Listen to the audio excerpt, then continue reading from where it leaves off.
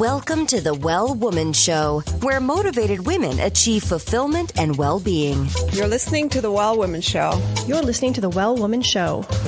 You're going to be in for a good ride. I'm a woman. I would prefer to tell my own story. My story, though it's very personal, is universal. You're listening to the Well Woman Show. And now your host, Giovanna Rossi.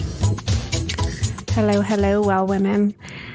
Giovanna Rossi here. And before we get started today, I want to just let you know about the 2-question quiz on our website that is free, that you can go to and answer these 2 quick questions. And it really is a very cool way to access the Well Woman Life framework. And I wanted to share with you, one of our listeners and community members wrote a little review of the quiz, which was awesome. So I was going to share that with you. Elizabeth says, I'm so impressed with the 2-question quiz. I answered it a few weeks ago when I was down, and not only did 2 short questions come up with a quote unquote diagnosis that was right on, it came up with what to do about it.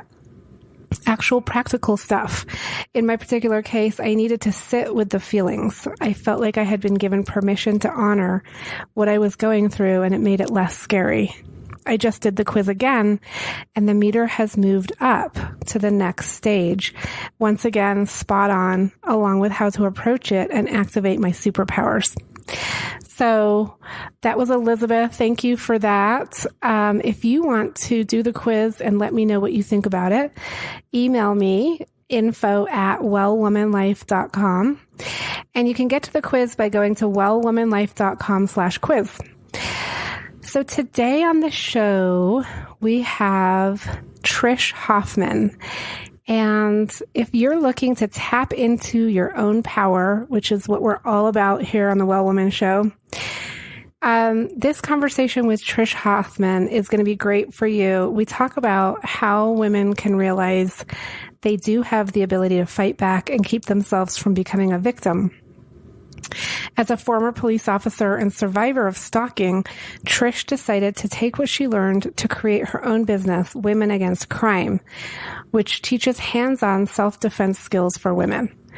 On the show today, we talk about how women can be empowered in their lives, strategies that women can use verbally and physically to help protect themselves, and realizing that women have a voice and can have a say in how their lives will unfold.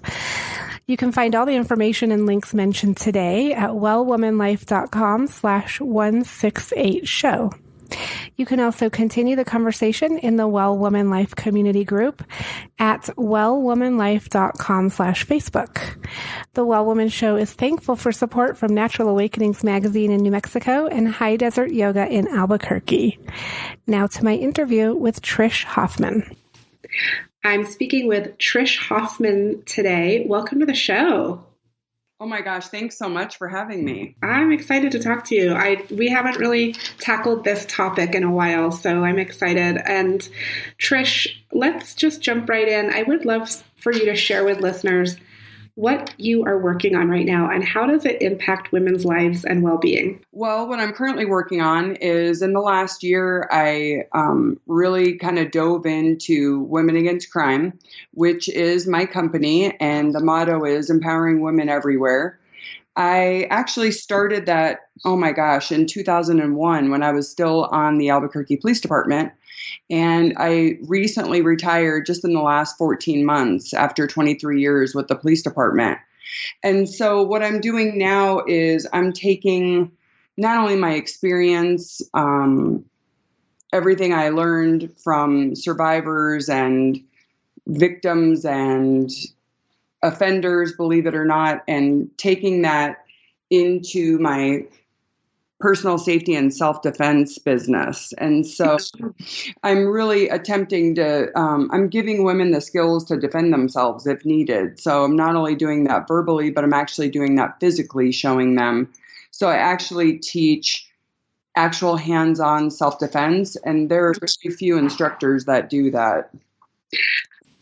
Okay, interesting. So let me dig into a few things that you've just mentioned. First of all, you are a former police officer. Is that right? Yeah. So you were trained as a police officer, you served, and what was your main focus as a police officer? I know you all are assigned to different beats or whatever. What was your main focus?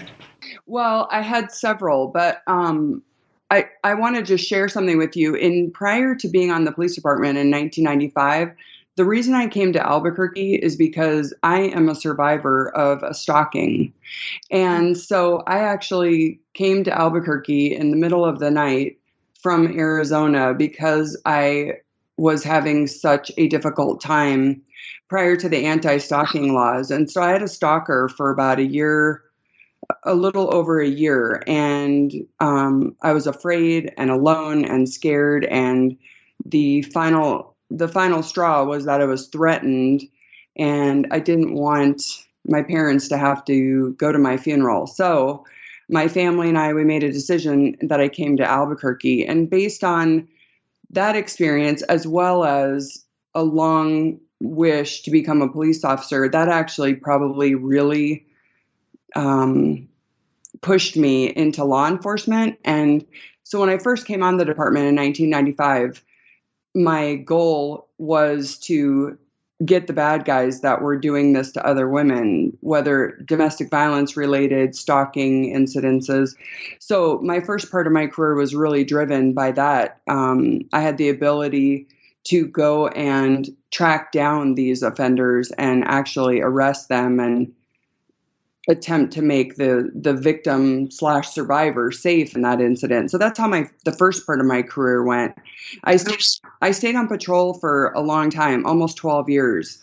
And I worked every aspect of the city, and, that's taking calls for service and a lot of interaction with the community, taking accidents. So it wasn't geared for a specific crime. It was geared towards all crimes in the first part of my career. And then I was picked to be the public information officer, which is the spokesperson, and I was able to speak on behalf of the chief and the department. And so I was involved in every high priority call. So any homicide, violent crime, I would go to it. And I did this. I actually did it several times. I kind of did it overall for almost 6 years. I did it first for 4.5 years. Then I was promoted to sergeant. I went back to being the PIO for a short period of time. And then my career kind of changed. And then I went into internal affairs. I went into investigations. And so things kind of changed. Okay. So all of this led you to have a pretty long career as a police officer, and then to retire from that and then start your own business. And we'll talk about that. And I want to pick up on something else that you mentioned early on, which is that you help protect women, both verbally and physically. And so obviously self-defense, we think of, physical protection, but what can you tell listeners about how we can actually begin to protect ourselves just through our language and our words before it gets physical? Right. So, I talk about a lot of different things, but one is really getting into a mindset for survival.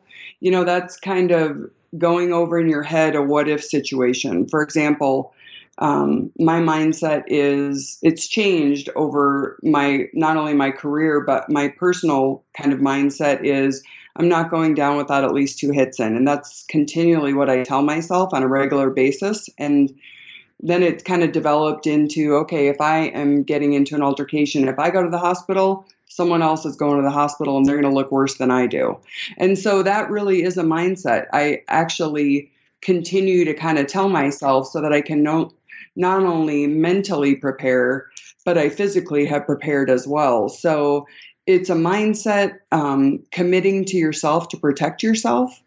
And that again comes with a mindset, knowing that, a couple different tips that, not only do you have to be aware and be observant and kind of know what's happening around you, but knowing that you are going to commit to protecting yourself. And so continually kind of going over that in your head. And Trish, what about the moments before what about the sort of interaction with a possible offender before it gets physical? And I'm thinking of a lot of women in their own homes, right? With partners. So, right. That's a great question. So, there is some like verbal conversations, really using your voice, actually telling someone what you want them to do, which is get back, get off. So, I mean, if it's a domestic situation, I think, again, kind of having a plan in place, not only telling someone what your plan is, whether if prior to being actually in a physical altercation, really using your voice, that's kind of key. When I teach personal safety, one of the things we talk about is that we really set the stage for how, the way we walk, believe it or not, without saying anything, sets the stage. Having a walk with confidence, and I know that I didn't come up with that, but that is really true. I mean, we tell people a lot about how we look, whether we're distracted, if we're on our cell phone, if we have our shoulders back and head on a swivel. That actually kind of gives off the presence that we're not going to be the path of least resistance. So not only mentally, and that's without saying anything, there is a lot of possible verbal interaction that will go into something prior to an actual physical hands-on. So it's about having a good mindset, being able to use your voice and telling someone, what you want them to do, which is get away. And then also the suggestion is carry something for your personal safety with you, whether you're walking to your car, walking in a parking lot, walking at a grocery store. These are all things that are all prior to hopefully deterring you getting into a physical altercation. Yeah, I think you're right, though. So much of it comes off in your own mindset, how you carry yourself and your body, and also how empowered you feel about yourself and how confident you are as a woman or as a person to ask for what you need and want and not accept the things that you don't want. And I think that's where it gets muddy, is when we start letting things go into that gray area of like, I don't really want to do this, but I'm not going to speak up. Well, and, I think too, we have been taught that from a very small age to, as a woman, as a girl, as a young child, as a teenager, we're supposed to be the nice one. And so we apologize for things a lot. I have training that we really have to change that thought process. If I'm striking a bag and I do it wrong, we tend to apologize, and we shouldn't be sorry for things like that when we know those are things that we're trying to learn to save our life. We don't need to apologize if someone thinks we're rude because we didn't hand them money, or, we got confronted and it was something we didn't want to do. We don't need to apologize for that. So it really is kind of having that inner self-confidence. And, that takes work. That is not something that is easy for everybody. And so again, it's kind of training yourself to get in that right frame of mind. Yes, absolutely. Okay. So you do trainings, and how much of it is physical versus some of the mindset work? So it's about 50-50. I mean, the first part of the class, I typically what I've been doing in the last couple of months that have really taken off was more corporate training. And so what I ask is that employees really should take stock in their employers and train them to be safe, not only at work, but outside of work. And so I usually do an hour of presentation and an hour of actual hands-on self-defense. And then kind of what came from that is, like, for example, Friday night, I have a class I'm doing for a bunch of women that are going to get together at someone's house. And as long as they have 10 people, I'll go to them. I'm very mobile that way. So I bring kick bags and all the stuff that we need to do an overall training. But they usually last about 2 hours. I do private sessions as well. And all that requires is an email to me to request that. And I'm going into schools. I usually have way more than 10 people, but it's usually 25 is max. And that's kind of what I can manage. So that's we do it. So it's about 50-50. Awesome. Okay. So we'll put links to your website in the show notes at wellwomanlife.com/podcast. And we'll make sure people can get in touch with you. And, we do monthly Well Woman events, and it would be great to have you come and train our women. Would love to do that. Absolutely. Yeah. Put me on the email blast so I can attend one of those. Yeah. Awesome. Okay. So we're going to take a quick break and we'll be right back with Trish Hoffman. Okay, fearless well women. You did the 7-week challenge with me, or you saw a bunch of us doing it, and I know you were interested and it piqued your curiosity. And so I want to ask you a few questions. Do you want to work on your goals and not other people's? Do you want to feel in charge of your journey, not like a bystander? Do you want to say all the things you've been keeping silent, or do all the things you've been waiting for permission for? Do you want to come out of hiding and be you beautifully, passionately, and purposefully? This is what Fearless Week was all about. And we're opening up a program called Be Seen, Be Heard, which incorporates all of this into one 6-week feminist and mindfulness-based program to get you results in income, intimacy, and impact.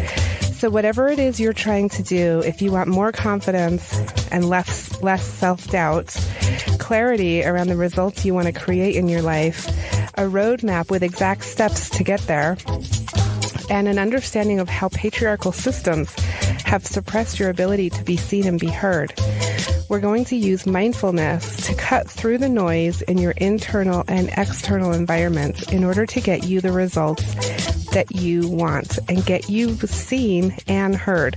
So join me June 19th to July 30th. Go to wellwomanlife.com/be seen, be heard.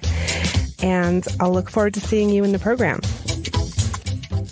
This episode of the Well Woman Show is brought to you by Collective Action Strategies, supporting organizations that support women and families, and by Well Woman Life Movement Challenge Quiz, your resource for living your best life.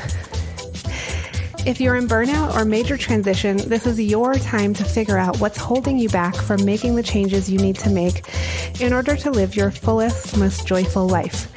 The cause of all of our challenges, personal or professional, can actually be rooted in the lack of internal superpowers and or external supports. Our Well Woman Life framework tells you which stage of the Well Woman life cycle you're in and what to do about it so you can truly live your best life. You can find out more at wellwomanlife.com/quiz. I'm so thankful for support from Natural Awakenings Magazine in New Mexico, a monthly green, healthy lifestyle publication, and for support from High Desert Yoga, promoting optimum physical health, clarity of mind, and spiritual inspiration for all. Okay, we're back with Trish Hoffman, owner of Women Against Crime, a personal safety company. Actually, why don't you say what it is? I probably just completely messed that up. Yeah, that's okay. I teach self-defense and personal safety, and it's so much more than that. That's kind of the arena that it fits in, but it's much more of a connection, and really empowering women to be able to let them kind of have the upper hand, if you will. It's about learning different techniques, target areas, and then really empowering women to protect themselves and let them have a say and a voice in how things go for them. Well, this is so aligned with what we do in the Well Woman Life community, because we're empowering women every day to ask for what they want in life, in general. And then you're specifically going into, the aspect of safety and women feeling protected and safe. So I love that.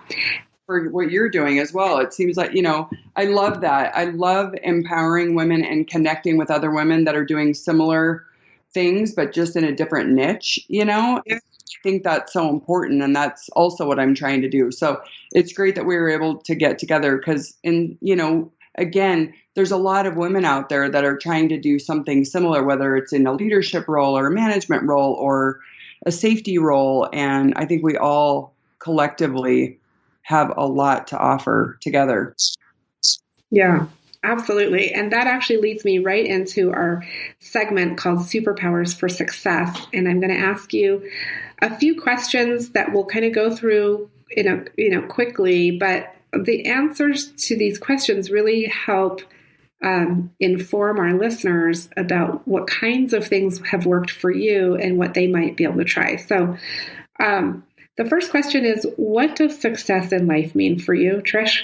I think it means getting back up when you've been knocked down, and that you actually learn from mistakes, because I think a lot of times people don't talk about their failures. And so success to me is that when the one person says to me, hey, you made a difference to me when I took a class of yours 10 years ago, that I've actually left my mark and that I leave a legacy, that I was a trainer and a leader, and that I truly, my motto is empowering women everywhere. And that is what success is to me, even if it's just one person.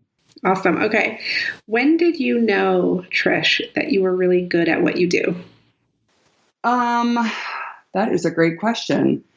I think I knew when several people said, the way you speak to women, we can relate. It wasn't that I was a police officer. It wasn't that I was really necessarily talking to them about different aspects of safety. It was that I was able to relate to them, and I'm the same as them, and I go through those same things. I'm out by myself alone. I go grocery shopping, get my hair, get my nails done, and so I feel like I'm very relatable, and I'm approachable, and I think that has really helped me. And then I've been told, that I've actually made some impact on people's lives, and I think that's when it really kind of hit me that, okay, I think I'm got a good handle on this, and I think I have a really great way to present it. Yeah, I mean, it's great when we get that external validation from people being impacted from our work, but I wonder if we can push this a little further and deeper to ask you, was there a moment that you can recall when you just knew in your gut or in your heart that you were totally doing what you need to be doing? Like you're really good at what you're doing, and you're just on the right track. I think it was a gut feeling, and that I know that this is what I was meant to do for a number of different reasons. I feel like I have the ability to connect with people, but I just knew in my heart this is what I was meant to be, and it wasn't money driven. It was motivated by wanting to make a difference with other women. And so I just knew this is what I was meant to do. Okay. And Trish, can you describe a personal habit that contributes to your own well-being so that you can do all of what you do in the world? Absolutely. I go to the gym. I hike probably 3 days a week. I really try to work on myself a lot. I meal prep, I do juicing, and then, I have some outside things that I do outside of my business. And outside of that, I volunteer for hospice, and I really, am devoted to making sure that I keep a good schedule. It was kind of a transition for me from a law enforcement career into running my own business, because there's a lot of flexibility in that. And scheduling everything really keeps me on track. And then it's really important for me to maintain really good friendships, and be the support that I need to be for other people as well, because I have a lot of people in my corner. So I think those are some of them. I really try to self-care. Exercise is important to me. It keeps me physically fit and really good for my mental being as well. And I hang out with my dog, and I like to work in my backyard. And so I think those things on a more personal note kind of keep me balanced. Yeah. Yeah. Okay. And what superpower did you discover you had only to realize it was there all the time? Superpower. That is a great question. I think it's my ability to give out the information, relatable, and physically show someone how they can protect themselves. That's my whole goal. So maybe to be a leader and a trainer for women. Yeah. Okay. And yeah, I love that because that was probably there all the time, but you've sort of rediscovered it now in your second part of your career that this. I did. And I really do think that was there all the time, but it was just didn't have the ability to completely come full circle. So I think there were areas of that I was doing, but not to this level. That's what's so great about having your own business. That's what I love, is that you can really do what you're called to do and what you love doing. So, yeah. And the flexibility is great. I teach classes when I want to. And, that was not an easy transition for me from working, 50, 60 hours a week in the police department to really kind of calling the shots and train when I want to train. And it was not a simple transition. So that was a big learning curve for me, kind of how to embrace that and be successful in it. So. Okay. So Trish, what advice would you give your younger self, say your 25-year-old self? I would say dream big. If you want something and you have that goal in your mind and in your heart, keep after it. Because when I started the police department when I was 25, and it wasn't always a great success in every avenue of it, but I kept at it because I knew I was something I wanted to do. And all the naysayers and the people that were not encouraging, that actually kind of fueled my fire. So I would say dream big. Nice. Okay. And then Trish, do you identify as a feminist? I think, yes, I think I am. I think I'm